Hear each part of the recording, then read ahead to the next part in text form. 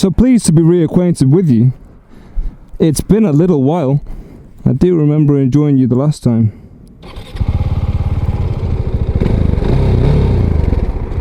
Sounds a little raucous. Also, really odd, and I don't know if I noticed this last time, I probably did comment on it. Surprisingly tall. And I guess because it's got a square seat, it just sort of wedges into your inner thigh and pinches off the blood flow when you're doing town stuff, which is odd. But before I turn into a puddle on the ground, I need to get going. Get some wind flow through here. Alright, let's see what you got. Such a different riding experience to that one I've just hopped off. The first thing is that I've got a lot more wind noise, as you can probably tell. The second thing is that I've got a lovely little vibration being applied to my buttocks.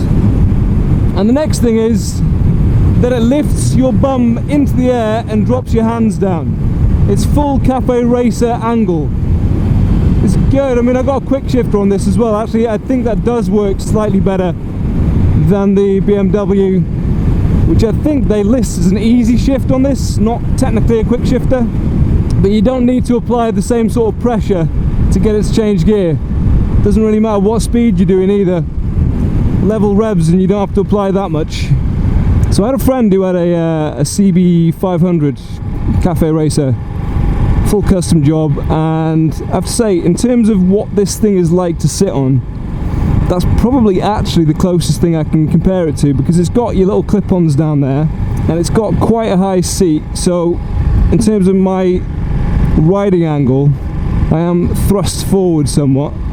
The only real difference, or the big difference, other than the fact that this is newer and more powerful, was the fact that that one didn't have a lot of leg room either, so you had your knees into your pits, whereas this one actually is, for the type of bike it is, pretty tall to the seat height at least, or at least that's how it feels, which means actually my legs are pretty comfortable. It's just that you've got that kind of neck jar going on where you're looking up. Hey, I've caught me a Rob. Nice. Let's see if we can catch him up. It does feel sharp and it does feel quick, but it's got a nice kind of crossover of agricultural as well because of that single cylinder.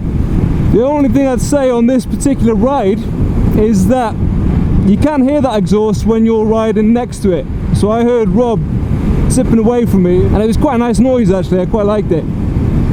But while you're sat on the bike, especially on a windy day, windy roads like this, you can't really hear what the bike's doing. And when you haven't got the widest torque span in the world, I kind of want to know what the bike is doing, so I know how to make my gear selections.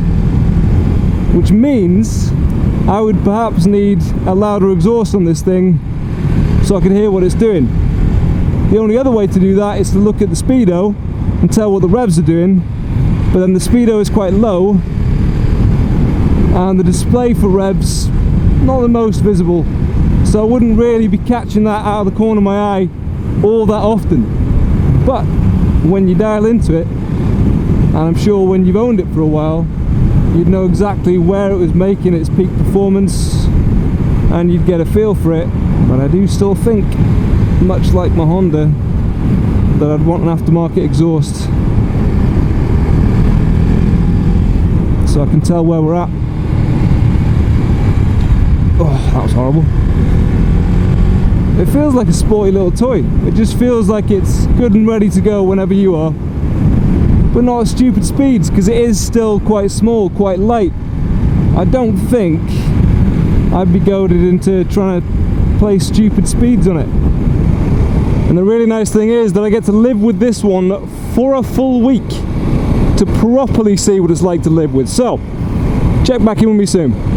Bye bye.